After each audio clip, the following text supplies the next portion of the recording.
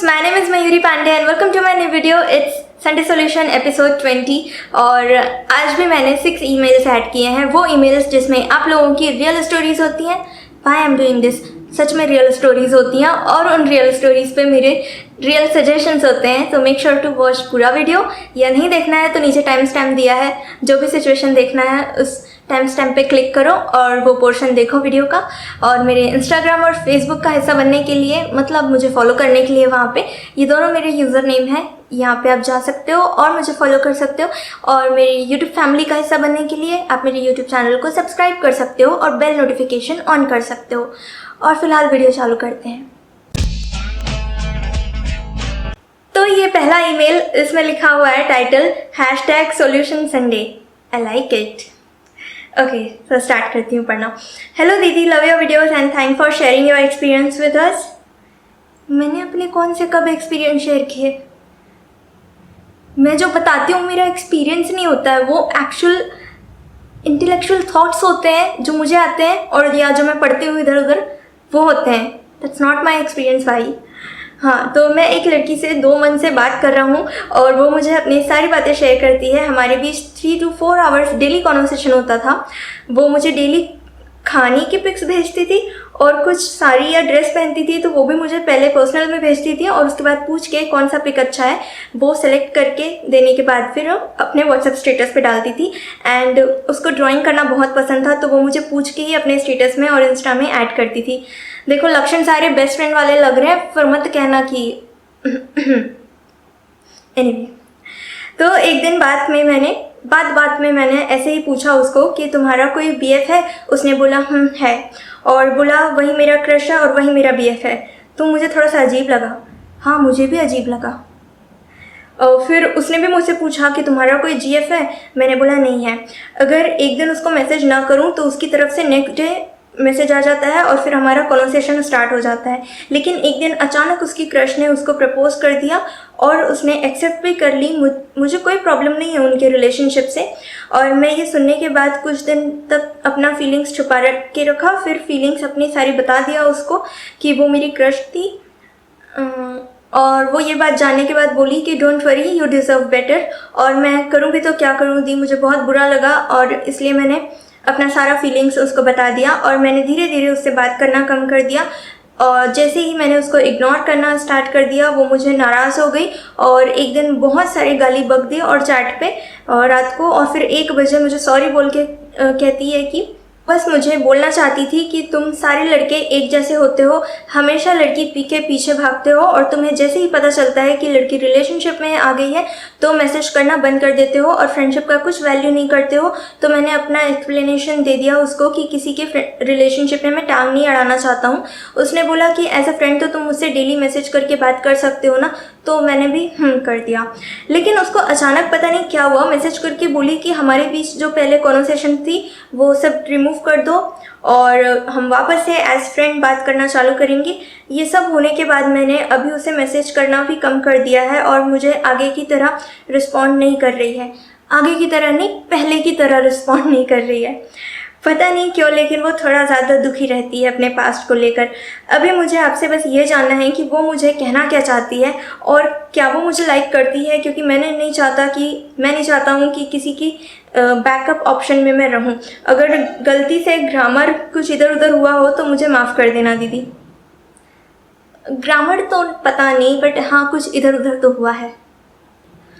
नहीं, वो आपको लाइक नहीं करती है और ना ही कभी करती थी। आप बस उसके लिए एक अच्छे दोस्त थे जो कि अब नहीं हो। इसलिए नहीं क्योंकि आपने उसको प्रपोज कर दिया या उसको बता दिया कि आप उनको प्यार करते हो।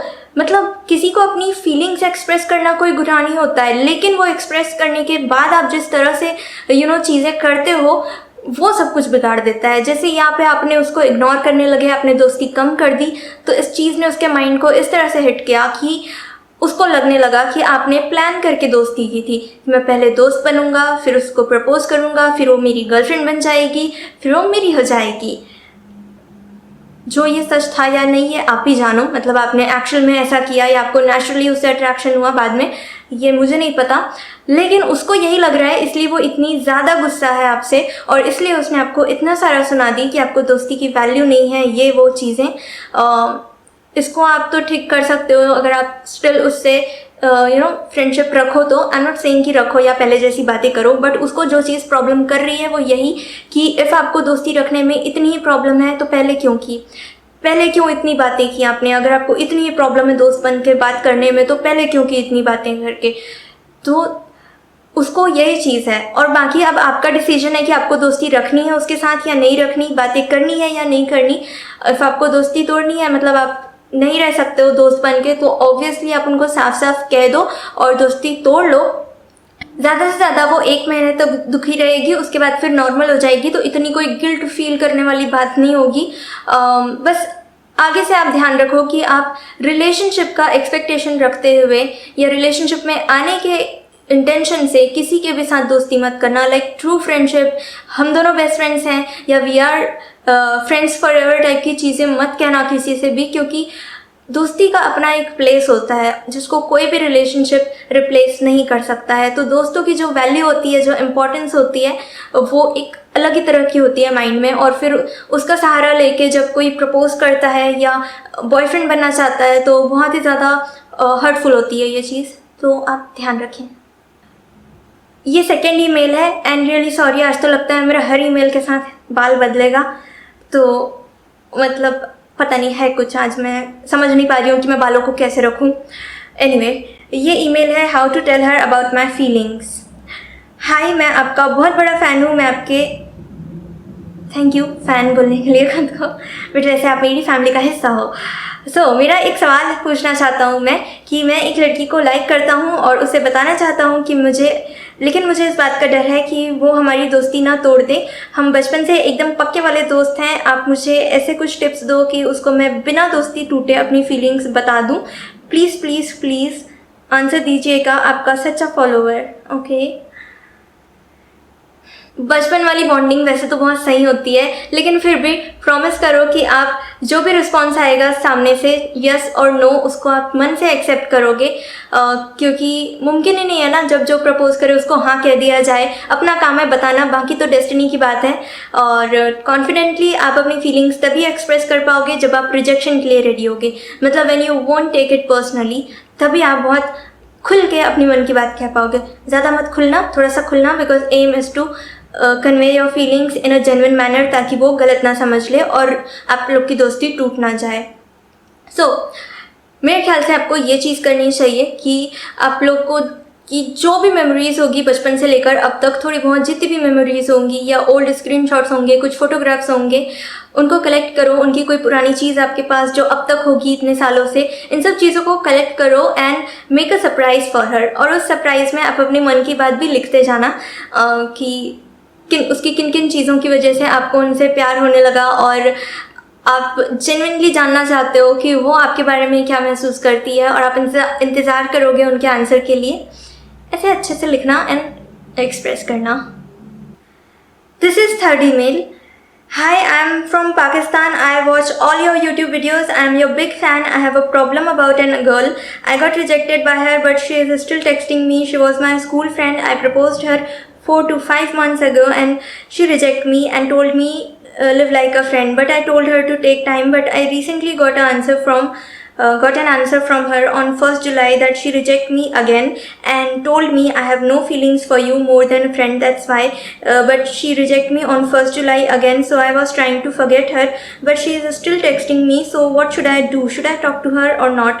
Because I still have feelings for her, but she rejected me, and after rejection she is texting me like that, how are you, where you was, why didn't you text, text नहीं आया तुम्हारा, like that. Can you please make a video for me?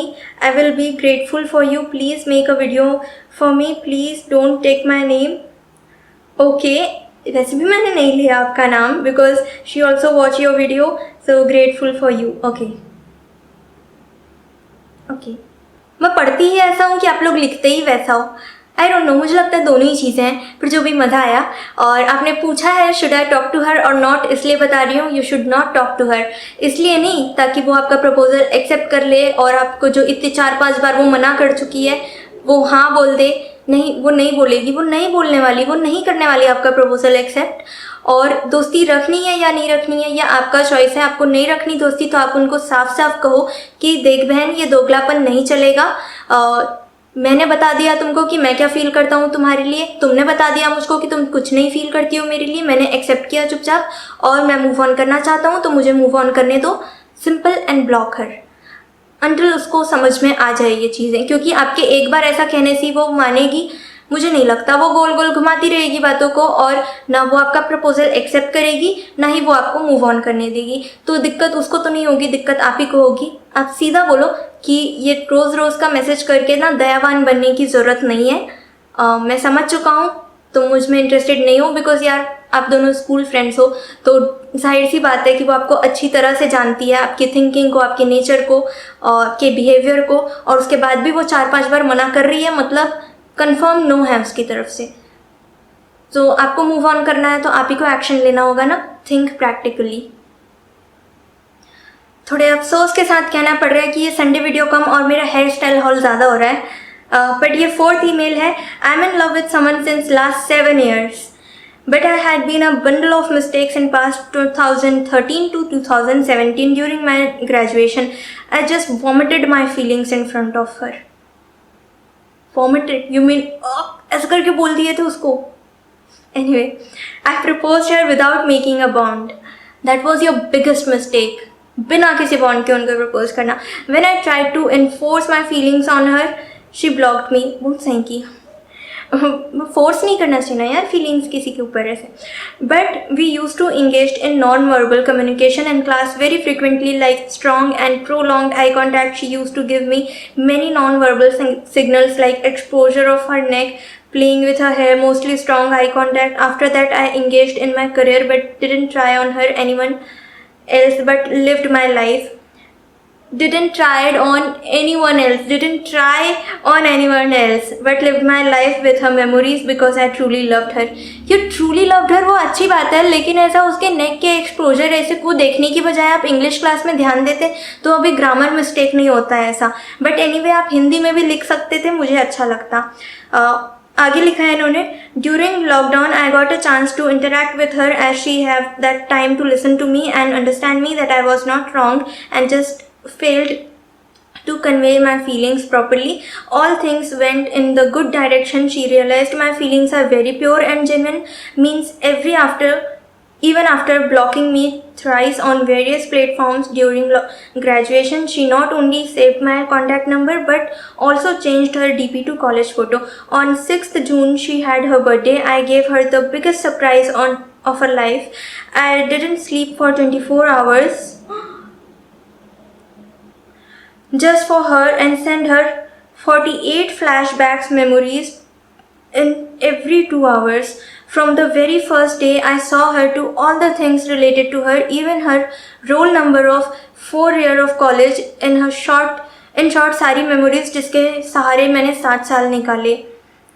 Now I want to date her and marry her, but she often say that I don't have feelings for you. But उसने मुझे ज़्यादा बात भी नहीं की है, मुझे वक्त ही नहीं दिया, मुझे देखा भी नहीं my recent look, बस बोल देती है हमेशा. Why? वो मुझे ब्लॉक करती रहती है, तो मैंने ये मान लिया था कि मुझ में ही कोई कमी है, like I am dark I and she is fair. So मैंने हमेशा खुद को बेहतर बनाया ताकि मैं उसके प्यार के काबिल बन सकूँ in every perspective. For example, in 2013 I was just 50 kg and 6 feet tall. So I worked on my physiques first, joined gym and gained around 25 kg. 8 inch का biceps, 14 inch का बनाया. She started noticing me in college days. Even after blocking me, we engaged in non-verbal communication more frequently. अपने looks पे काम किया, career पे काम किया ताकि उसका परफेक्ट मैच बन सकूं. और बर्थडे के दिन उसने मुझे बताया था कि तुम खुद को कम क्यों समझते हो, मैं तुम्हें उसलिए नहीं ब्लॉक करती हूँ, तुम्हारा लव बहुत डीपली था इसलिए. अब हम बीच बीच में बातें करते हैं. I know she is interested in me, but खुद को कंप्रेस करके बैठी है, maybe due to family values. She told me that love marriage is not acceptable, so please move on. मैं क्या बोलूँ, आई एम स्पीचलेस. आपकी feelings इतनी ज़्यादा जेन्युइन है and you actually worked on yourself. बहुत बड़ी बात है ये। और ऐसा मत समझना कि खुद पे वर्क करना वेस्ट हुआ क्योंकि वो नहीं मिलेगी कभी, या ऐसा कुछ भी होगा।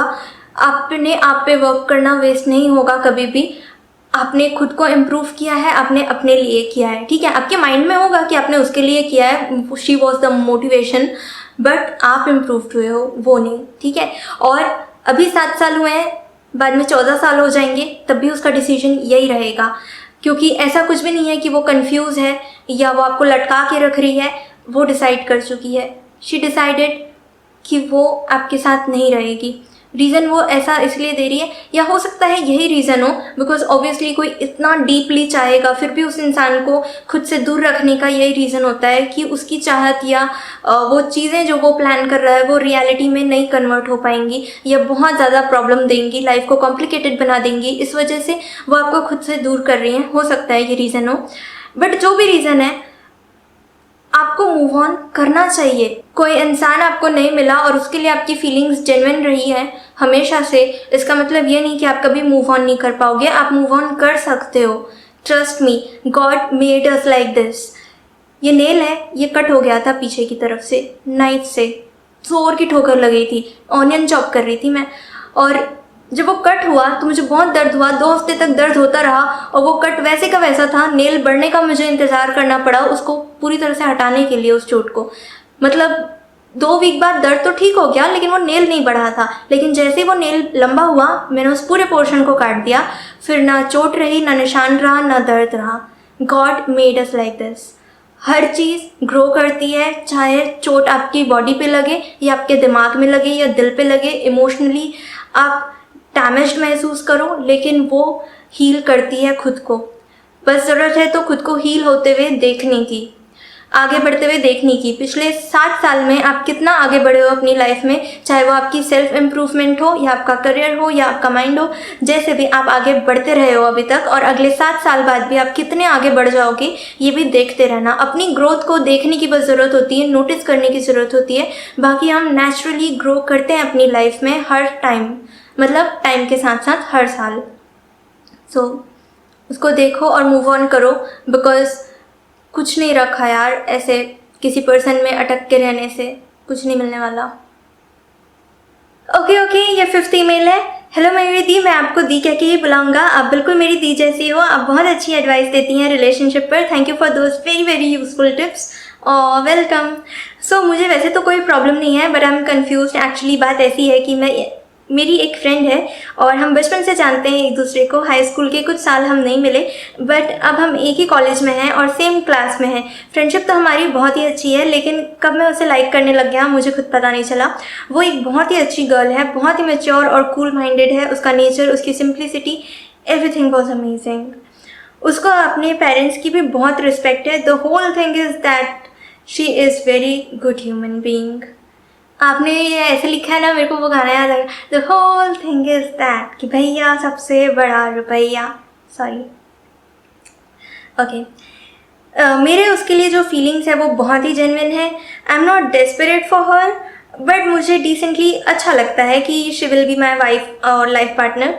मैं उसमें ऐसी आइडल लाइफ पार्टनर को देखता हूँ। फ़िलहाल मेरा FY.BCom कंप्लीट हो चुका है। मैं SY में हूँ और साथ ही मैंने मेरी कैट की प्रिपरेशन शुरू कर दी है। I am 19 years, serious about my career and serious about her.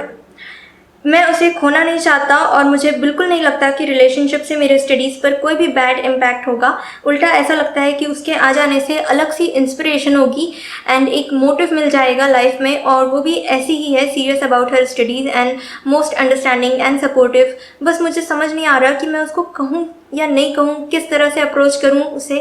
I am confuse that in case ma'am मुझे एग्जैक्टली क्या करना चाहिए, please help me the. Okay. वो इतनी अच्छी है तो पॉसिबली बहुत लोग उनको पसंद करते होंगे जैसे आप पसंद करते हो, because she is an idol personality. तो फिलहाल आप उनको अप्रोच करने के बजाय ये जानने की कोशिश करो कि क्या उनकी लाइफ में ऐसा कोई इंसान है जो स्पेशल है उनके लिए, या जिसको वो एडमायर करती हैं। और अभी तो आप बहुत छोटे हो, अगर आप अपने मन की बात बता भी दोगे तो ज़रूरी नहीं कि आप लोग रिलेशनशिप में आ जाओ या आपकी और उनकी मैरिज ही हो जाए। तो अभी मुझे 30% ही चांसेस लग रहे हैं, लेकिन अगर आज से 2-3 साल बाद आप उनको प्रपोज़ करोगे और इन 2-3 सालों में उसको जानते रहोगे अच्छे से, उसके इंटरेस्ट के बारे में, और इंटरेस्ट शो करते रहोगे उस पर, तो पॉसिबली आपको जेन्युइन रिस्पॉन्स मिलेगा उससे। फ़िलहाल जब ऐसा कुछ खास नहीं है आप दोनों के बीच में और वो इतनी सारी क्वालिटीज़ रखे हुए हैं अपने अंदर, तो जाहिर सी बात है कि वो अपने जैसा अमेजिंग पार्टनर ही चाहेगी, जो कि आप भी बनोगे फ्यूचर में अमेजिंग, नो डाउट। लेकिन उसके लिए आप पढ़ाई करो, पर्सनैलिटी डेवलपमेंट पे ध्यान दो, ना कि उसको इम्प्रेस करने में या उससे हाँ कहलवाने में एफर्ट्स मत डालो, बिल्कुल भी मत करना है ऐसे। लोग ये चीज़ 7-8 साल तक करते रहते हैं कि हाँ कहलवाने की कोशिश करते रहते हैं या इम्प्रेस करते रहते हैं, बट कोई मतलब नहीं होता है उसका। तो खुद कमाओ, खुद खुश रहो, दूसरे लोगों को बाद में खुद ही कदर होगी, और आपको इतना ज़्यादा ध्यान देने की ज़रूरत नहीं है औरों पे। जितनी अमेजिंग वो है उससे ज़्यादा अमेजिंग बन जाओ बस।